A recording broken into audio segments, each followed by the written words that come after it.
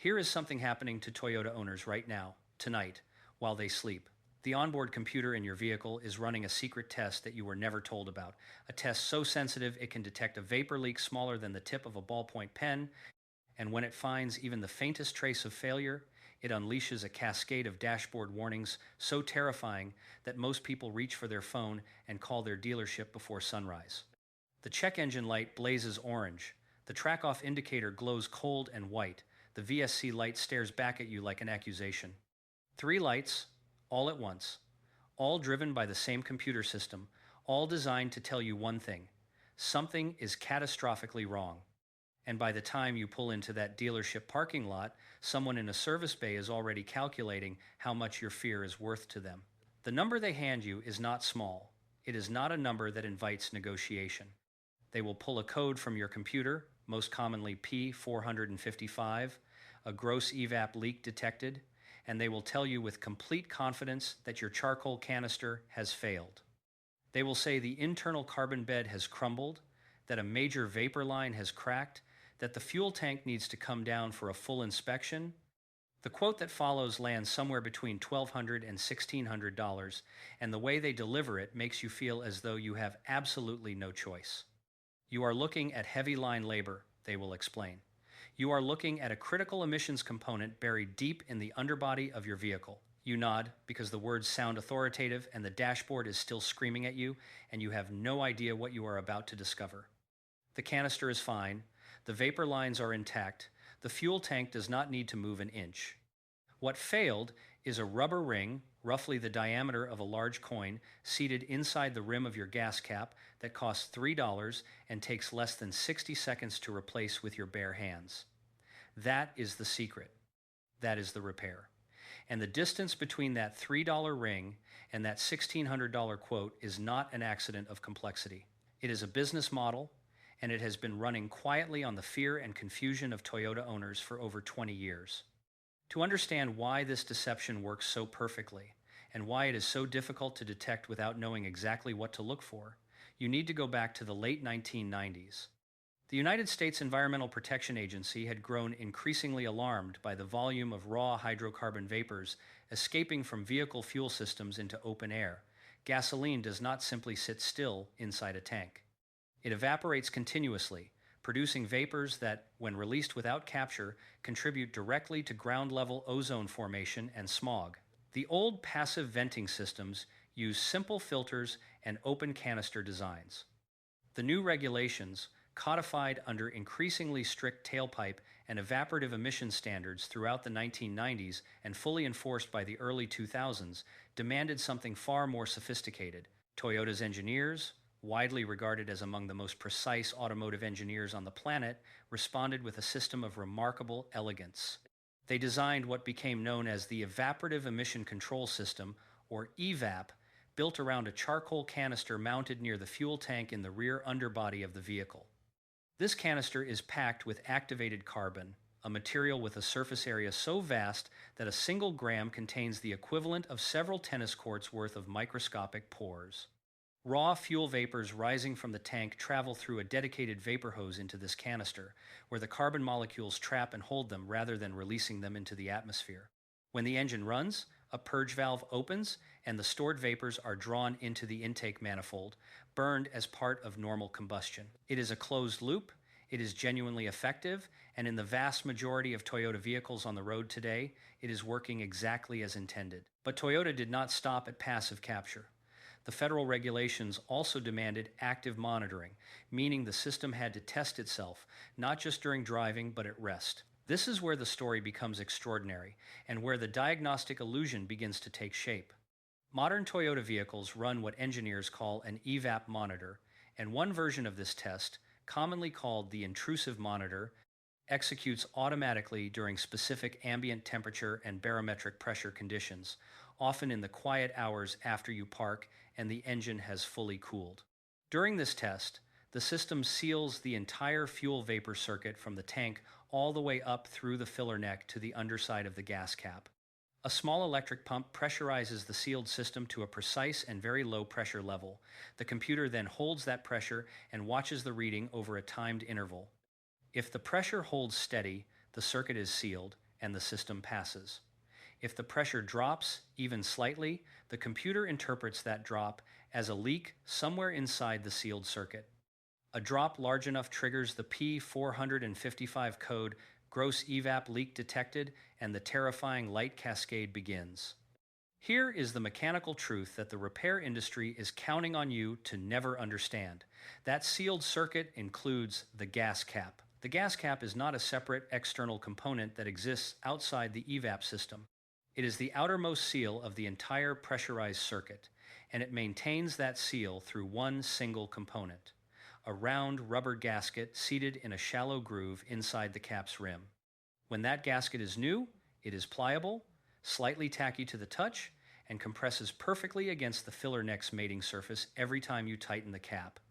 When it is old, and on a vehicle that has seen years of summer heat cycles, contact with ethanol-blended fuel vapors, and thousands of open and closed cycles on the filler neck, that rubber undergoes a transformation at the molecular level.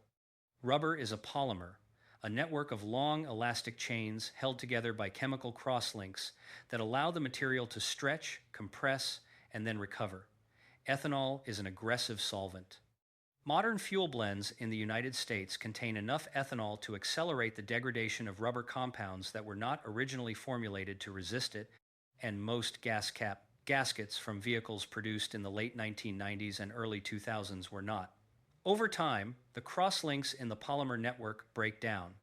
The plasticizing oils within the rubber migrate out, evaporate, or get absorbed into the surrounding vapor environment. What remains is a hardened, brittle shell that has lost its elasticity entirely.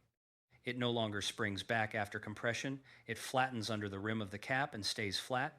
Microscopic cracks propagate across its surface, following the stress lines left by years of repeated compression against the filler neck. And when that fuel system pressurizes itself at 2 in the morning to run its emissions monitor, air finds those cracks, passes through them at a rate the computer classifies as a gross leak, and the pressure curve collapses. The computer logs the fault. The dashboard lights up. The machine cannot tell you where the leak originates. It measures pressure loss, not location. It logs the rate of decay, not the identity of the failed component. And so the code P455 sits in memory, completely agnostic as to its source, while the service advisor fills in the blank with whatever repair justifies the highest labor charge. The diagnostic argument they make sounds plausible on its surface. If the computer is calling it a gross leak, they reason, it must be a major internal component because the gas cap is small and external and obviously too simple to produce a system-wide failure signature. This is a manipulation of language. A petrified rubber gasket that is cracked across its entire circumference produces a cumulative leak rate that the pressure decay algorithm classifies as gross, regardless of the physical size of the originating component. The diagnostic threshold is defined by the rate of pressure loss over time, not by the scale of the component that failed. A crumbling ring seal produces exactly the same code as a cracked main vapor line, and the computer does not distinguish between them. What decades of documentation from independent technicians, automotive engineering forums, and owner communities across platforms like Toyota Nation and various model-specific clubs has consistently shown is that the gas cap gasket is statistically among the most common causes of the P455 code on Toyota and Lexus vehicles, particularly those produced between 1998 and 2015. Owners who replace the gas cap outright at a cost of between $10 and $20 for an OEM-style replacement, or who sourced only the gasket for $3, reported the code clearing and failing to return through multiple drive cycles at a rate that makes the charcoal canister diagnosis look, at best, premature and, at worst, deliberately manufactured. Technical service resources from independent emissions testing stations note repeatedly that a cracked or hardened cap seal is the first component to inspect and rule out before any underbody diagnostics are authorized. Not the second, not the third, the first. And it takes 30 seconds to evaluate with the naked eye. Here is exactly what you are going to do, and every detail in this sequence matters. Walk to the rear of your vehicle and open the fuel door. Take the gas cap in your hand and unscrew it counterclockwise until it releases from the filler neck. Pull it free and turn it over so you are looking at the underside of the cap where the rubber gasket seats in its groove. In most cases, you will see the problem immediately. The ring that should appear dark, slightly soft to the touch, and gently rounded in cross-section will instead look light gray or tan, flat as a washer, and may show fine hairline cracks running across its contact surface. Run your thumbnail across it. A healthy gasket gives and springs back. A failed one clicks like hard plastic. That sound, that brittleness, is $1,600 of your money sitting in the palm of your hand. Take a small flathead screwdriver or a trim removal pick and work the tip gently under the edge of the gasket. It seats in a shallow, molded groove, and a gentle prying motion worked around the circumference will pop it free without damaging the plastic housing. Once the old ring is out, inspect the groove carefully. Wipe it clean with a dry cloth. Remove any fragments or residue from the channel so the new seal has a clean, consistent surface to compress against. The replacement gasket you need is a standard fuel cap O-ring or cap gasket. For the majority of Toyota and Lexus vehicles produced from the late 1990s through roughly 2016, a commonly available size fits correctly and can be found at any AutoZone, O'Reilly Auto Parts, or Advance Auto Parts location. The part will cost between $2 and $4. Bring the old gasket with you to match the inner diameter, outer diameter, and cross-section thickness. The staff at the parts counter can cross-reference it in seconds. At home, stretch the new ring gently between your fingers before installation. It should feel supple, return immediately to its original shape without hesitation, and show no resistance to flexing. Roll it carefully over the housing of the gas cap and guide it into the groove. Work it around the full circumference evenly so it sits flat, fully recessed in the channel, with no portion raised above the rim of the housing. Do not apply any sealant, lubricant, or thread compound. This seal is designed to compress dry against the filler neck surface. Any coating will change the compression characteristics and may compromise the seal you just paid $3 for. Thread the gas cap back onto the filler neck and tighten it clockwise until you hear the ratcheting click of the torque mechanism engaging. That click confirms the seal is compressed to the correct specification. It should require no more than a quarter turn past contact to reach it. The fault code is still stored in your vehicle's memory, and the warning lights will remain illuminated until that memory is cleared. The most direct method is a battery disconnect. Open the hood, locate the negative terminal of the battery, and use a 10mm wrench to loosen the cable clamp. Pull the negative cable free and hold it away from the terminal for 60 full seconds. This forces the computer's volatile memory to discharge and erases the stored fault code along with all current readiness monitor data. Reconnect the cable, tighten the clamp firmly, and start the engine. Watch the dashboard, in the clear, the lights are gone. Over the next several normal drive cycles, the EVAP monitor will run its pressure test on the now sealed system, confirm the repair, and log a passing result. The code will not return. Total cost, $3. Total time, under 45 minutes, most of which is a round trip to the parts store. The dealership's alternative was $1,600 and a story about catastrophic internal system failure. What I find genuinely difficult to accept about this situation is not that rubber wears out. Rubber wears out. That is chemistry, not scandal.